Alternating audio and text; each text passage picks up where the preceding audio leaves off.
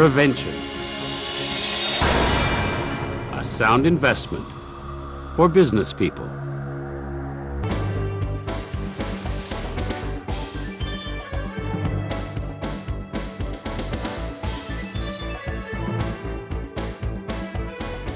If you wanted, you could drive your car at 150 kilometers an hour, and yet you wouldn't drive that fast. Why? Because obviously you're aware that you run the risk of having an accident. Well, credit card transactions are similar. The system will let you process information very quickly, and more often than not for customers who are in a hurry. Yet, to avoid running the risk of theft and fraud, you should first slow down the rhythm of credit card transactions and consider two major checkpoints. The identity of the person with whom you are making a transaction. The validity of the credit card that is given to you for the transaction.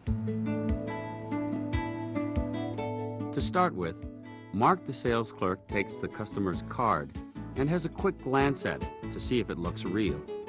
To do so, he first examines the card to see if the digits are printed clearly, well lined up, with the same size and the same style font.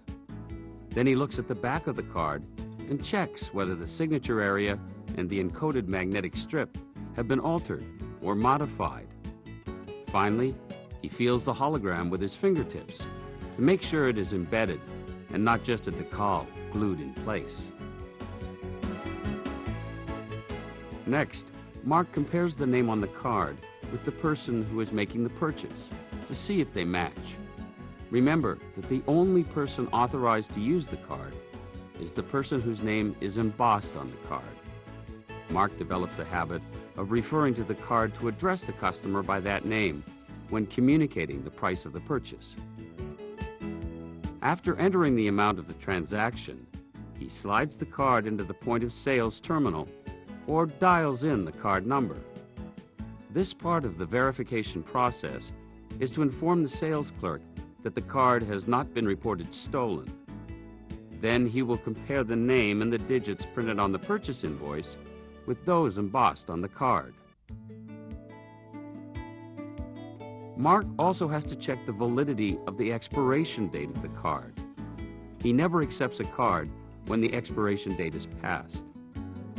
Furthermore, he makes sure to keep the card as long as the transaction has not been fully completed. Finally, Mark pays special attention to a last important step in order to either conclude or abort the transaction. He compares closely the signature his customer has just written on the purchase invoice with the signature on the back of the credit card. If in doubt, he asks the customer for two IDs with a photo and a signature.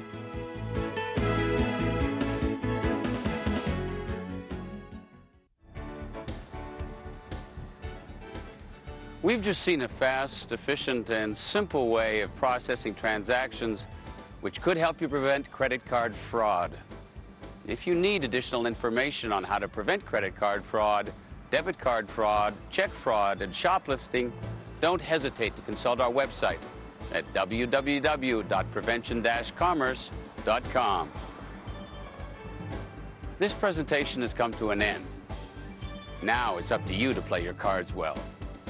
Cards are useful tools in helping process your transactions faster. But despite their usefulness, it is often wise to slow down, to check the validity of a card and the identity of its user.